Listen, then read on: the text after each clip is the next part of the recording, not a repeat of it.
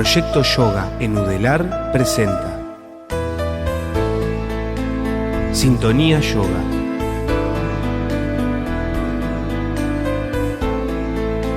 Un espacio para el desarrollo integral.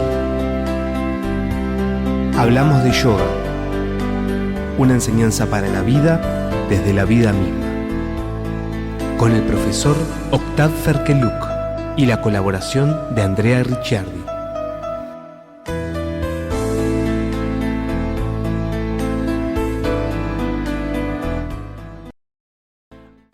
Hola, le decimos en esta cuarta instancia de las emisiones sobre aprender a meditar, es decir, la cuarta lección que nos hemos propuesto a presentar a través de la radio para los que quieren aprender el proceso de la meditación. De lo que hemos presentado hasta ahora, lo que resultó muy claro es que, más que todo, la meditación es un estado de conciencia que nosotros lo alcanzamos a través de una preparación. La meditación no es una meta en sí, la meditación es un camino. Pero ¿dónde podría llevarnos este camino? Este camino primero nos lleva, así como fue presentado en las emisiones anteriores, a encontrarnos con nosotros mismos en una forma perfecta. Es decir, la meditación es la que nos prepara a poder desarrollar todas nuestras potencialidades, a manifestar de un modo pleno todo lo que es humano, elevado, armonioso, lo que interiormente nos da la posibilidad de medir nuestra capacidad de ser humanos. Y es un aspecto extraordinario que nosotros lo podemos presentar, que la manera en la cual nosotros somos humanos puede ser medido por nuestra capacidad de ser felices. Pero no es una felicidad condicionada, es una felicidad interior que surge. Si nosotros siempre encontramos motivos de estar descontentos, siempre nos quejamos, no es tanto algo exterior, sino más que todo es un estado interno de percibir lo que es externo. La meditación es algo que nos da la posibilidad de percibir de verdad la vida, de percibirnos de verdad a nosotros mismos y de este modo nos permite valorar el sentido de la vida. La meditación es algo que nos conecta profundamente con la vida, es algo que nos da un punto de vista global, un punto de vista real sobre la vida. Entonces, nuestra felicidad, nuestra capacidad de estar contentos, de poder manifestar un estado de armonía interior, conectados profundamente con la realidad inmediata y la realidad lejana, indica nuestro desarrollo como seres humanos. Y en este sentido, el camino hacia alcanzar un estado de meditación es idéntico con el camino hacia un estado de felicidad. Y tenemos que entender que en la medida en la cual nosotros logramos aprender a meditar y meditar de verdad, alcanzar aquel estado de conciencia correspondiente al estado cuando nosotros meditamos de verdad, es el camino hacia la felicidad. Recordamos acá el hecho que hemos presentado, que la meditación es la orientación continua del flujo mental hacia la meta de la meditación. Es decir, en el momento cuando nosotros elegimos una meta de la meditación, que puede ser una meta externa, puede ser un objeto, puede ser una meta interna, puede ser una idea, un estado sobre el cual nosotros nos focalizamos, si nosotros podemos orientar toda nuestra capacidad mental sobre lo que nosotros hemos elegido previamente, genera en nosotros un estado de felicidad.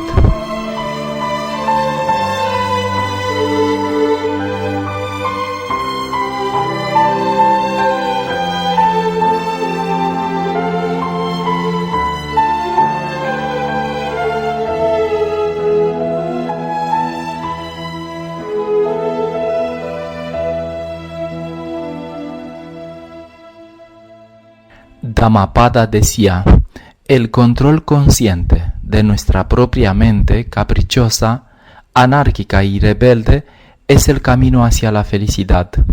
El sabio está en constante observación de sus propios pensamientos, incluso los insignificantes, inestables o poco claros.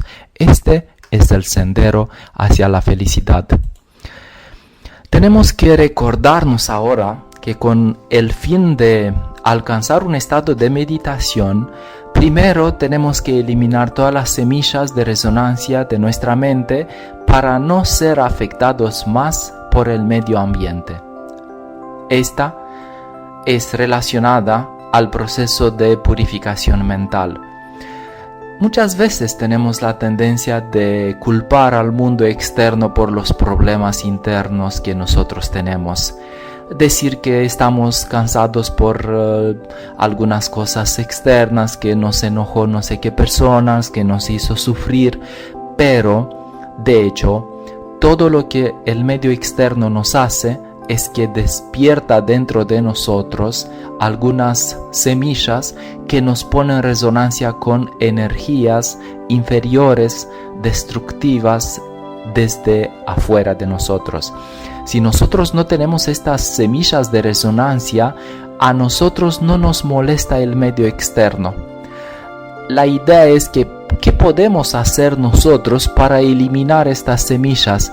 Cada vez cuando nosotros, por ejemplo, teniendo una tendencia hacia un sufrimiento, sufrimos por varios motivos, entre comillas, motivos externos, nosotros alimentamos estas semillas internas, semillas que aumentan, se amplifican por el hecho que nosotros las alimentamos. Si nosotros, por ejemplo, nos resistimos a las tendencias de sufrir, aunque dentro de nosotros podríamos pensar que hay bastante motivos para sufrir, nosotros de un modo hacemos que estas semillas se secan, no las regamos más y después de un tiempo puede ser que se destruyen, no se quedan más capaces de generar en nosotros resonancias, pero nosotros más que todo tenemos que no alimentar más nuestro ser interno con energías que pueden hacer que las semillas de resonancia, de sufrimiento, se mantengan vivas. Un aspecto que nosotros tenemos que tenerlo en cuenta con respecto a lo que nosotros generamos dentro de nosotros como estados de sufrimiento, estados de infelicidad, relacionando ahora con lo que hemos presentado un poco antes sobre el hecho de que la meditación nos lleva hacia un estado de felicidad. Recordamos el hecho de que la repetición sobre el control del proceso de cambio es la llave que nos permite generar en nosotros una purificación mental. ¿Qué queremos decir con eso?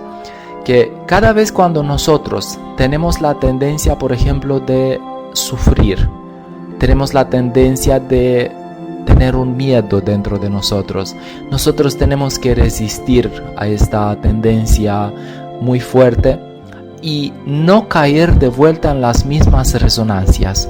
Y nosotros, ejerciendo este control sobre el cambio que genera nuestra mente, es lo que nos permite realizar una purificación mental. Ejercer el control sobre la atención es un paso esencial hacia adelante en el camino de la meditación. Nosotros tenemos que prestar atención a los procesos mentales internos. Cada vez cuando nosotros percibimos que tenemos una tendencia irresistible casi de caer de vuelta en las mismas resonancias, en las mismas preocupaciones continuas y continuas, lo que genera en nosotros preocupaciones mentales, sufrimiento, energías negativas que incluso pueden generar en el tiempo enfermedades, nosotros tenemos que orientarnos de un modo consciente hacia algo benéfico, positivo y armonioso. En esta situación algunos pueden decir, Bien, si a mí me genera algo externo, un estado de sufrimiento interno, lo que yo tengo que hacer es de no crear más las condiciones para que en mí se despierte este estado. Es decir, nosotros, cada vez cuando sentimos que desde el medio externo se genera dentro de nosotros un estado de sufrimiento, tratamos de eliminar todo lo que podría ser exterior que nos pueda hacer sufrir. Si por ejemplo una persona a nosotros nos hace sufrir, tratamos de no encontrarnos más con esta persona.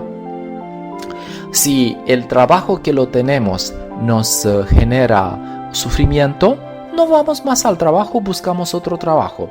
Si a nosotros nos hace sufrir cuando vamos a la feria, por ejemplo, no vamos más a la feria. Pero el tema es que nosotros no podemos siempre eliminar todos los factores externos que a nosotros nos pueden molestar. No se puede. La vida siempre, por ejemplo, si nosotros tenemos un conflicto con una persona, observamos que después de un tiempo con otras personas llegamos a tener el mismo conflicto y decimos, de nuevo encontré una persona que es de este tipo, entonces hay más personas que me hacen sufrir. Después nos damos cuenta que con otras personas también generamos y llegamos al mismo conflicto que nosotros lo tenemos interno. Y llegamos a la conclusión errónea que todo el mundo nos hace sufrir. Y en este momento nosotros podemos enfermarnos, tener una enfermedad, un rechazo al mundo por el hecho de que nosotros no queremos resolver algo interno fundamental. En un ejemplo analógico es que si nosotros, por ejemplo, salimos afuera sin zapatos y nos herimos al nivel de los pies, pedimos que el mundo sea cubierto con una alfombra para que nosotros no tengamos más problemas con los pies. La meditación nos da otra solución. Nos enseña a ponernos zapatos en los pies. Y de este modo es una modalidad inteligente, de hecho lo que nosotros tenemos que hacer en relación con nuestra interacción con el mundo externo. No podemos pedir al mundo que sea así como nosotros queremos para que no tengamos que nos transformemos nosotros. Nosotros tenemos que transformarnos a nosotros mismos. El mundo está perfecto así como es y solamente a través de una transformación interior nosotros podemos alcanzar el camino hacia la felicidad en este mundo, en estos tiempos, aquí y ahora donde se encuentra cada uno de nosotros.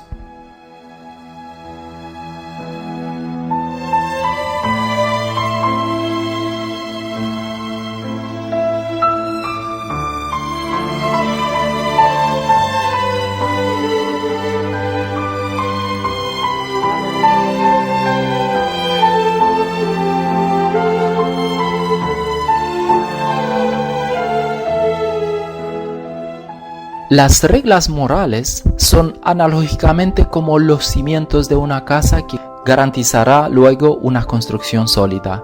Ignorar estos cimientos hará que el edificio se derrumbe cuando hayan muchos pisos construidos. En muchas situaciones fueron cuando vi que en caminos de transformación interior, escuelas espirituales, se ignoran estos principios morales. Al comienzo una persona puede practicar incluso meditación, puede practicar incluso posturas corporales sin integrar las reglas del código ético y moral que el yoga las presenta de un modo excepcional. Pero más tarde las personas presentan situaciones que no pueden ser superadas sin haber integrado correctamente este código ético y moral que en el yoga se llama las reglas Yama y Niyama. Otra información importante es que estas reglas de comportamiento, que las vamos a presentar en esta emisión y la siguiente, deben ser practicadas como cualquier de los demás ejercicios. El efecto de su práctica es mucho más profundo de lo que se puede esperar. Por aparentemente ser tan básicas, muchos aspirantes superficiales tienden a ignorar estas reglas de comportamiento sin darse cuenta de que más tarde las necesitarán para avanzar en el camino hacia la meditación. Son los momentos cuando nosotros estamos probados, momentos cuando en nosotros se nos prueba varias tendencias que si nosotros ya hemos integrado estas reglas en nuestra vida diaria, es mucho más fácil superar las pruebas del camino de aprender a meditar de este modo. Si no, es posible que nosotros nos quedamos estancados en nuestra transformación interior.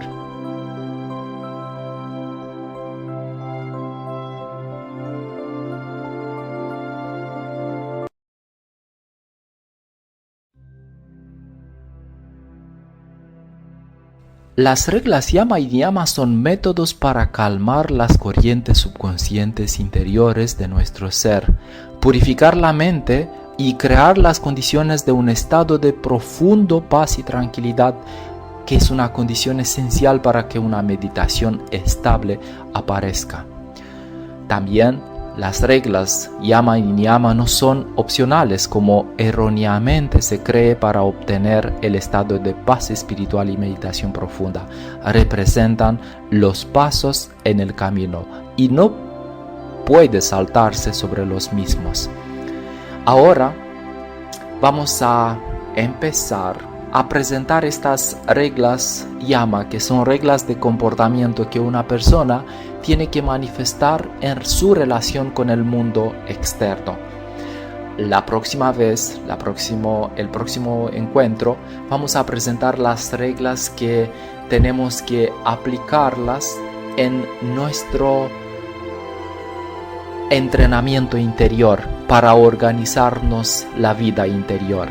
Vamos a empezar ahora con el primer principio. El primer principio en sánscrito se llama ahimsa. Preferimos utilizar incluso estos nombres, pero cada vez las presentamos para tener una referencia, para poder buscar más materiales en internet, porque son temas muy importantes. Ahimsa significa no violencia, significa una actitud positiva por excelencia. Himsa significa violencia y a es un prefijo que niega la afirmación. Es decir, ahimsa significa no violencia. Debe ser practicada en cada momento de la vida. Ahimsa no es solo un no estado, sino que es un impulso para amar cada ser y estar siempre llenos de paz procedente de un corazón lleno de amor. Impregnándonos con la no violencia, debido a la práctica constante de ahimsa, la mente elimina los archivos adjuntos de contradicciones, disarmonías, acciones enérgicas basadas en actitudes egoístas. Los pensamientos de una practicante de ahimsa se vuelven más calmos y armoniosos. Aparece de este modo una tendencia interior de eliminar las situaciones conflictivas y permanecer en un estado de armonía. Hoy en día nosotros hablamos mucho sobre la violencia doméstica, violencia de un modo más general, pero nosotros tenemos que aprender desde esta regla que la única modalidad de eliminar violencia es a través del amor. La violencia genera violencia. Si nosotros queremos eliminar una violencia, tenemos que venir con una energía complementaria. Si nosotros respondemos con violencia a la violencia, esta genera más violencia. El yoga nos enseña que nosotros tenemos que ser activos en el amor y solamente de este modo nosotros eliminamos la violencia. Activos en el amor no significa que nosotros dejamos a los otros sean violentos con nosotros, pero no respondemos con violencia a la violencia, y esta, conforme con la tradición oriental, es la modalidad segura que nos permite eliminar la violencia.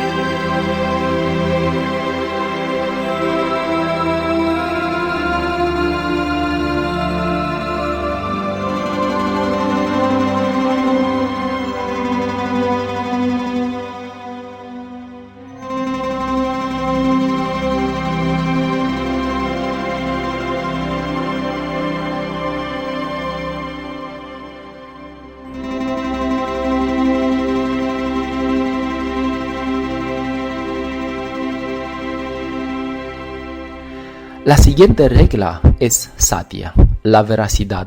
Es una de las más importantes normas de comportamiento. Nosotros comunicamos y sin tener como principio la verdad, lo que nosotros comunicamos con los demás es una manera del inicio imposible de tener confianza en lo que nosotros comunicamos y lo que nosotros recibimos. Una mente que no tiene como objetivo la verdad en todas las acciones es una mente llena de dudas. La verdad es la cura de todas las dudas. Si nosotros, por ejemplo, mentimos en relación con los demás, decimos, bueno, no le puedo decir todo lo que yo sé. Después nosotros tenemos la tendencia de mentirnos incluso a nosotros mismos. Satya, la regla de la verdad, es un estado interno en el que somos, en primer lugar, sinceros ante nosotros mismos. La verdad tiene que ser utilizada para hacer bien a los demás. No podemos utilizar la verdad para herirlos a los demás. No podemos utilizar la verdad para defendernos a nosotros. Nosotros tenemos que utilizar la verdad para hacer bien a los demás. En el intrincado laberinto de pensamientos y sentimientos, podremos mantener la línea recta solo si seguimos la verdad.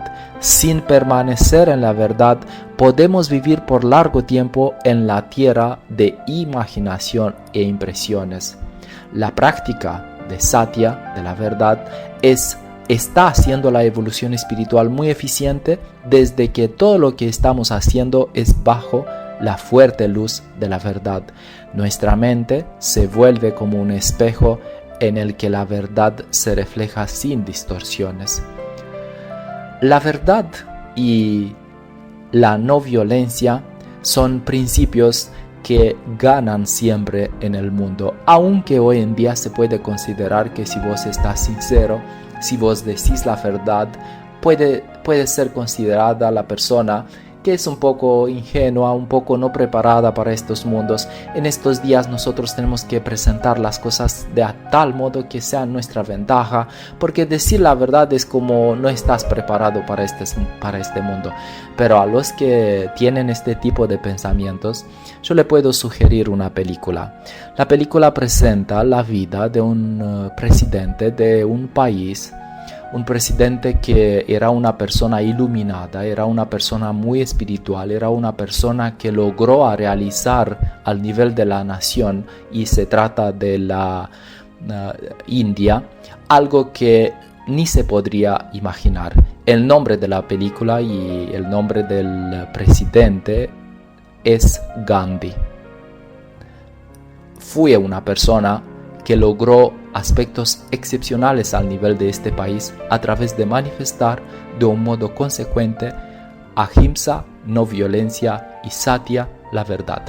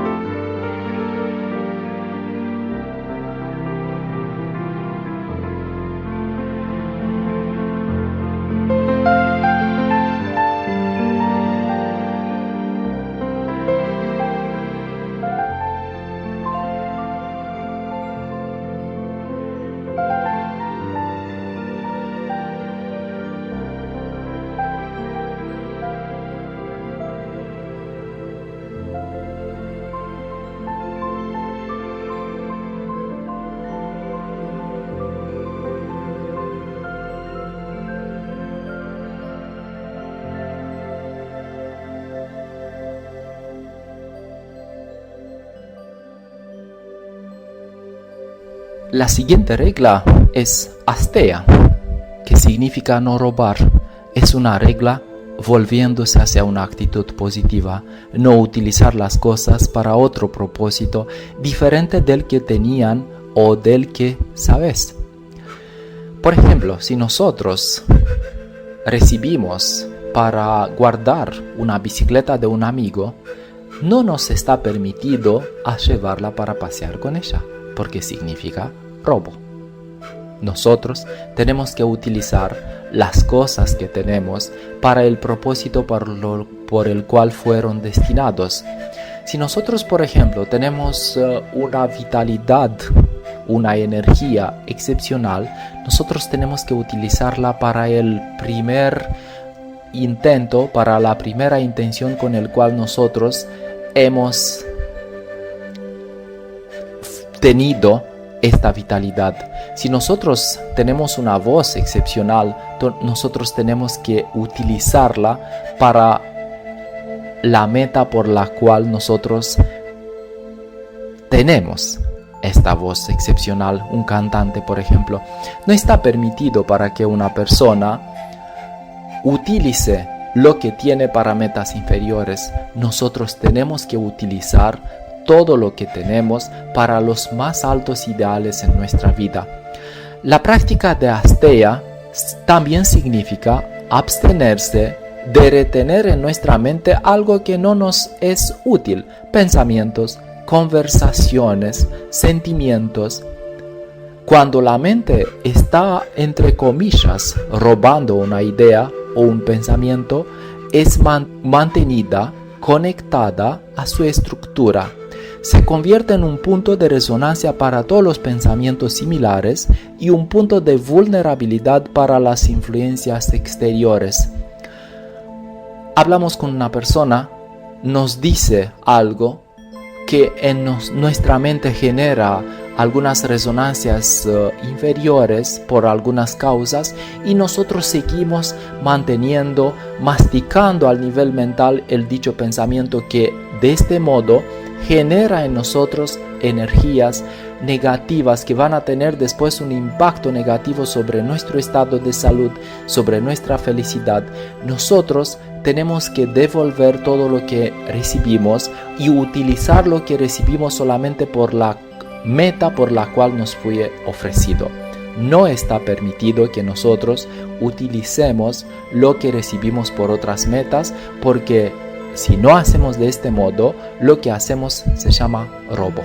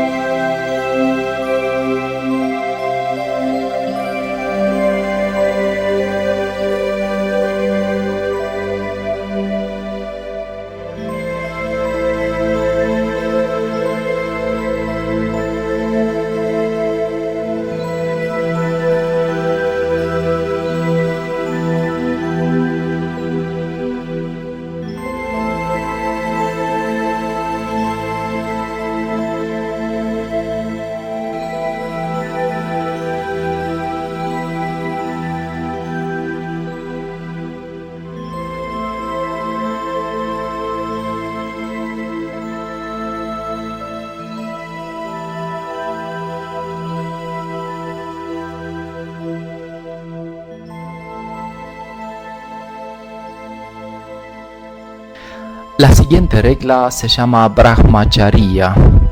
Brahmacharya significa, traducido al español, el camino del Brahma. Charya significa camino, Brahma significa creador. Es decir, es el camino hacia un estado de comunión con el Creador universal. Es la actitud de autocontrol, de templanza, la actitud de conocer siempre lo que se está haciendo y lo que ocurre dentro y fuera de nosotros. Nosotros nos confrontamos con varias situaciones a través de los sentidos, a través de la mente, donde nosotros a veces perdemos el control. Alguien nos viene y nos dice algo y nos dice, y nosotros a un momento perdemos el control y levantamos el tono de la voz y después decimos perdón que me perdí en esta discusión y tuve una actitud que no quería tenerla. Esta tiene como causa el hecho de que nosotros no podemos controlar los pensamientos, no podemos controlar a veces las emociones que son muy fuertes. Pero más que todo, Brahmacharya implica el control perfecto, consciente, sin tensiones ni esfuerzos rígidos de todas las energías de nuestro ser. Esto significa, básicamente, alcanzar un estado de control perfecto y consciente sobre las resonancias que tenemos en cualquier momento. Practicarla da un estado de calma interior y paz y aumenta la capacidad de controlar el contenido de nuestra mente. Nuestra mente está conectada con los sentidos, con los 5 sentidos. Y cuando nosotros tenemos un control consciente sobre los sentidos, nosotros tenemos también un control sobre la mente inferior. A través de este control, a través de este freno que nosotros lo ponemos sobre la manifestación de nuestros sentidos, pero recordamos el hecho de que tiene que hacerse este control de un modo consciente, sin tensiones y sin esfuerzos rígidos, nosotros de este modo logramos un estado de conciencia que nos permite manifestar de un modo libre nuestras capacidades mentales. Más que todo, una energía especial sobre la cual se refiere este control es la energía sexual, el impulso sexual. El impulso sexual es uno que nosotros lo tenemos dentro de nuestro ser, es el impulso que nosotros lo tenemos para perpetuar la especie, para crear, y es de un modo el caballo más fuerte que nosotros lo tenemos. Muchas veces las personas manifiestan un control, pero cuando se trata de una energía que tiene alguna relación con la energía sexual, la persona ya pierde el control sobre su ser. Por este motivo, esta regla se refiere particularmente a la energía sexual que debe controlarse perfectamente sin generar ningún tipo de disturbio ni frustraciones. Aprender a controlar la energía sexual dará la capacidad para controlar todas las energías del ser. El control sobre el potencial sexual fue el tema de varios movimientos al nivel planetario. Fueron momentos cuando al nivel del planeta era totalmente prohibido a hacerse cualquier referencia al nivel sexual. Hoy en día vivimos tiempos cuando hay aparentemente un libertinaje sexual. Encontrás revistas de cualquier tipo en cualquier esquina de la calle. Encontrás películas que manifiestan a veces una sexualidad manifestada de un modo animálico. Pero más que todo, el yoga con respecto a la sexualidad implica o hace referencia a una manera elevada de manifestar la sexualidad a través de un control perfecto sobre la manifestación de estas energías. La práctica de Brahmacharya implica que uno jamás perderá el control de la energía sexual, no experimentando cualquier descarga sexual, que significa eyaculación en el caso de los hombres y explosiones orgasmos en el caso de las mujeres, lo que resultará en una conciencia renovada cada vez y controlando los impulsos inferiores. Se puede hablar mucho sobre este tema. El yoga ofrece una modalidad muy elevada y muy especial sobre resolver este tema del ser humano y también de la humanidad a través de lo que se llama la continencia sexual, que implica procesos de alquimia interior, de transmutación sobre el potencial sexual y de sublimar las energías resultantes en formas superiores de energía, energía afectiva, energía intuitiva, energía mental, energía espiritual. De muchos puntos de vista, esta actitud sobre la sexualidad que podría ser parte de la educación sexual que cada uno tendríamos que recibirla, podría ser llamada la verdadera revolución sexual. Nos recordamos que hace algunos años atrás fue iniciada un movimiento que se llamaba la revolución sexual, que aconsejaba que se haga amor y no guerras. Bueno, aquel movimiento fue uno que tuvo un impacto al nivel planetario, pero la solución para hacer amor y no guerras, el yoga la puede presentar y la presenta de un modo muy profundo y maduro. Puede ser el tema de otro encuentro, porque tenemos que mirar de un modo abierto incluso este dominio, pero con respecto a la meditación, esta regla implica que cuando una persona genera a través de una focalización mental sobre algunos temas o sobre el tema de la meditación, estados internos muy fuertes, la persona tiene que tener el control sobre los estados emocionales, sobre los estados energéticos y mantener la focalización sin perder el enfoque mental sobre el tema que fue elegido previamente.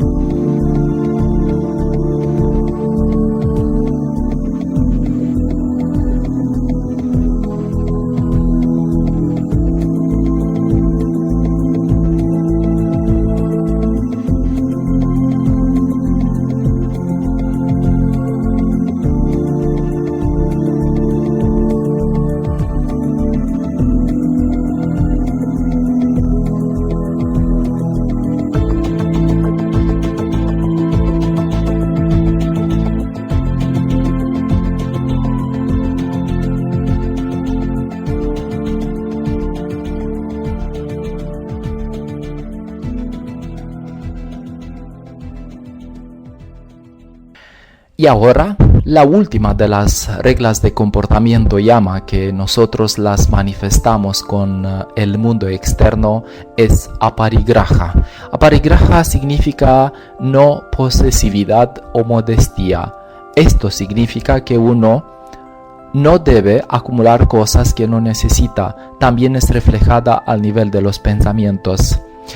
Así como es evidente hablar de no posesividad y de modestia en una sociedad de consumo es un chiste, pero es una actitud que también reflejada al nivel mental significa que la conciencia absoluta, universal, o Dios, como tiene el nombre en algunas tradiciones, esta conciencia absoluta universal es reflejada fácilmente en una mente modesta. La práctica de aparigraha elimina gradualmente el materialismo y el consumismo de nuestra mente, dos de los peores enemigos para nuestra paz mental. Nosotros logramos estados mentales a través de lo que nosotros vivimos y tenemos la tendencia de consumirlo, es decir, disfrutamos aquel estado que nosotros lo tenemos sin preocuparnos de regenerarlo. También tendencia que se puede manifestar incluso al nivel de las relaciones afectivas, relaciones de pareja, cuando hoy en día, por la actitud de consumismo que la sociedad nos enseña, tenemos la tendencia de consumir incluso las relaciones de pareja y después que las consumimos queremos otras y otras y otras. De otro modo, nosotros consumimos sin preocuparnos cómo podemos regenerar, rehacer, reconstruir una relación de pareja. Cuando una persona integra de un modo correcto esta regla de comportamiento, va a tener después la tendencia de manifestar un cuidado especial incluso en las relaciones afectivas, relaciones de pareja, y de este modo las puede reconstruir, porque la idea fundamental es que si nosotros podemos consumir una relación, también la podemos regenerar. Vivir una vida simple no implica que tenemos que ser pobres y llenos de ideas relacionadas con nuestro pan de cada día.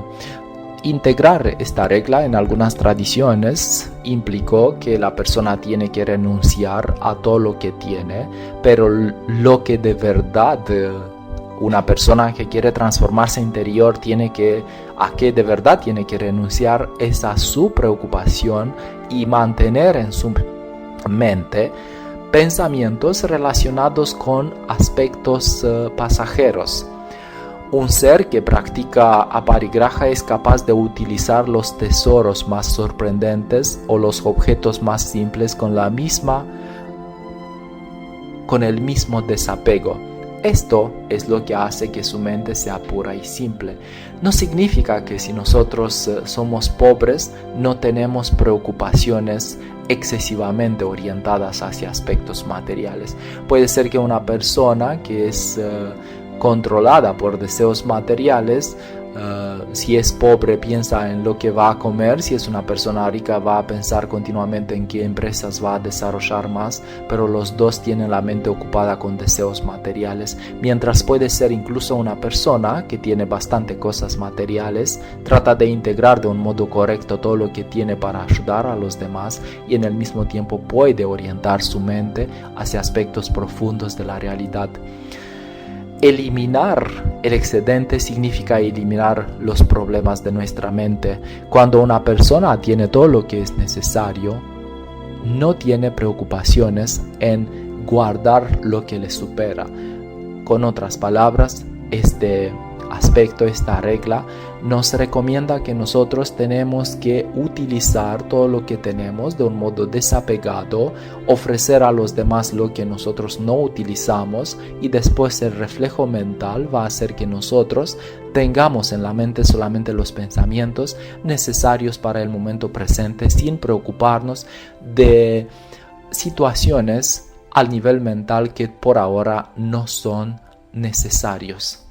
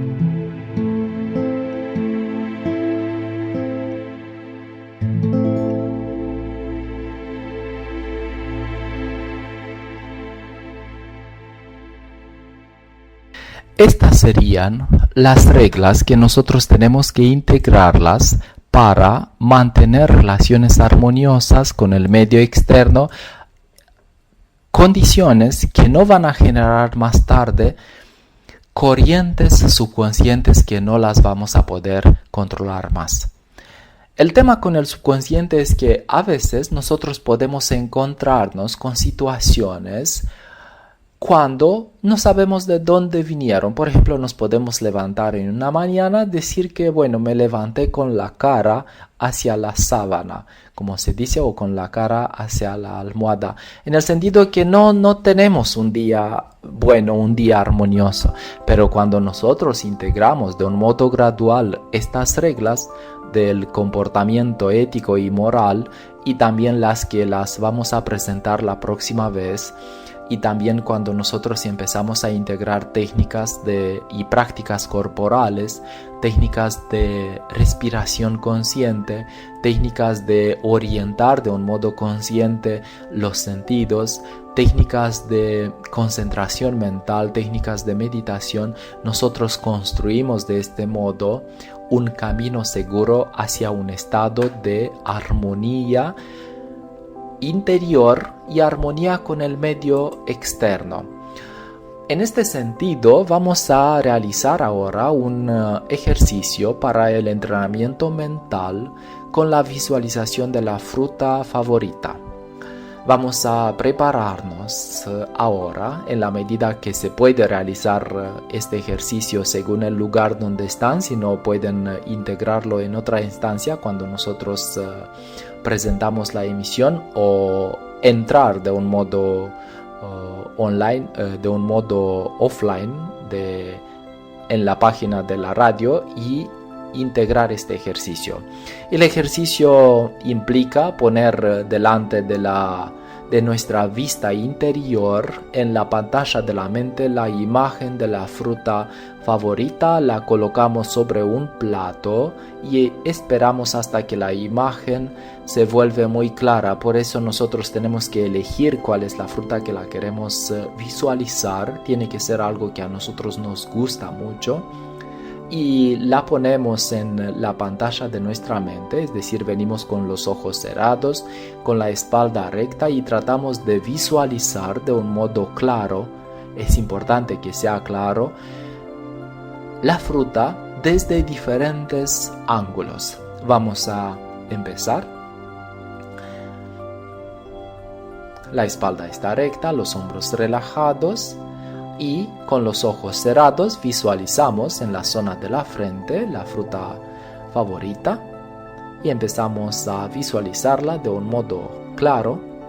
Tratamos de sentir la sensación de tocar la fruta. Recordamos su perfume.